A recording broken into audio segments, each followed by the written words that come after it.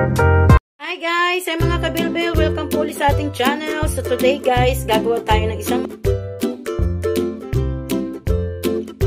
So nandito ang ating mga ingredients mga kabilbil. Kalahating kilo ng ating chicharu.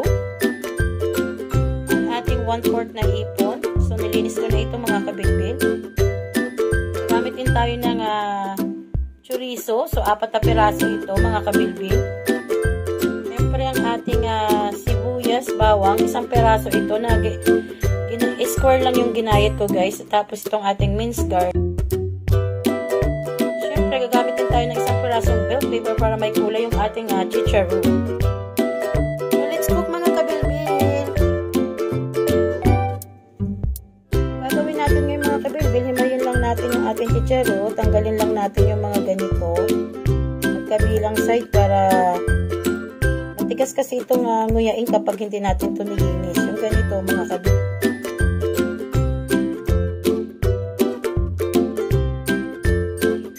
So ayan mga kabilbil. Ang gagamitin ko ay sesame oil. Para mas masarap yung lasa ng ating chicharu or snowflakes.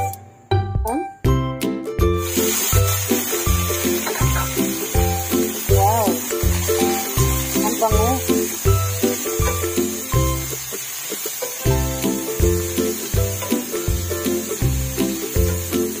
Kasi medyo matagal itong maluto mga kabilbil. Mas maganda kung hindi sumakit yung tiyan nyo, luto nyo na mabuti yung ating hipon.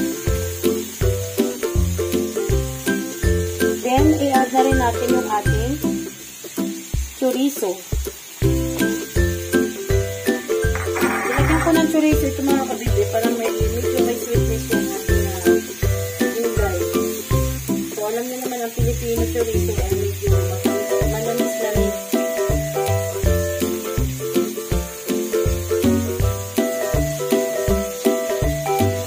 Na konting salt para may lasa na yung ating hipon.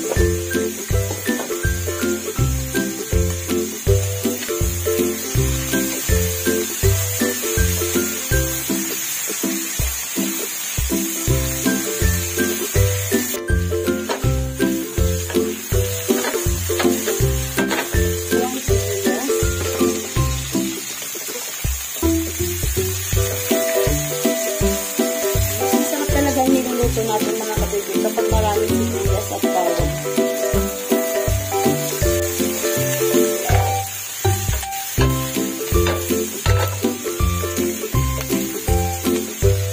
Yan, mag-add tayo ng oyster sauce. So, 1 kutsarang oyster sauce lang nilagay ko mga kabilbil.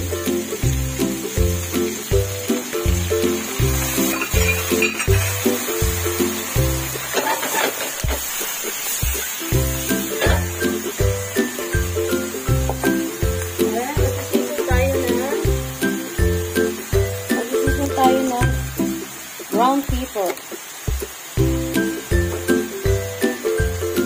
Kunti lang dito para lang may taste ng chicharu. Make sure na nahugasan nyo din ito ng mabuti para safe yung ating kakainin. Napakadali lang itong i-prepare.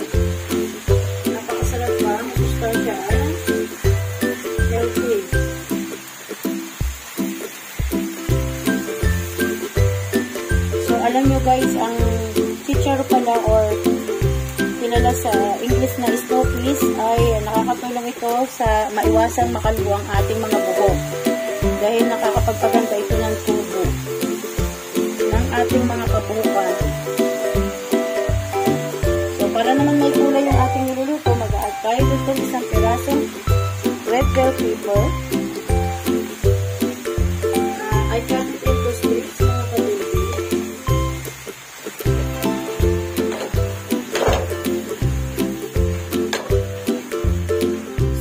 Sarap niya yung ganito-ganito din. Tapos mag-add lang tayo ng kaunting tubig.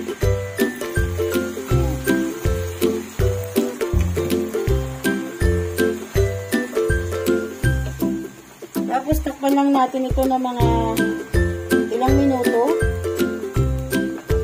Not to overcook is chicharu. Takpan muna natin, guys. Ayan. Ito na ang ating chicharu.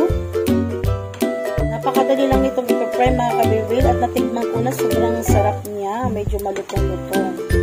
Yung ating manamis-namis na malutong-lutong dahil gawa ng ating chorizo.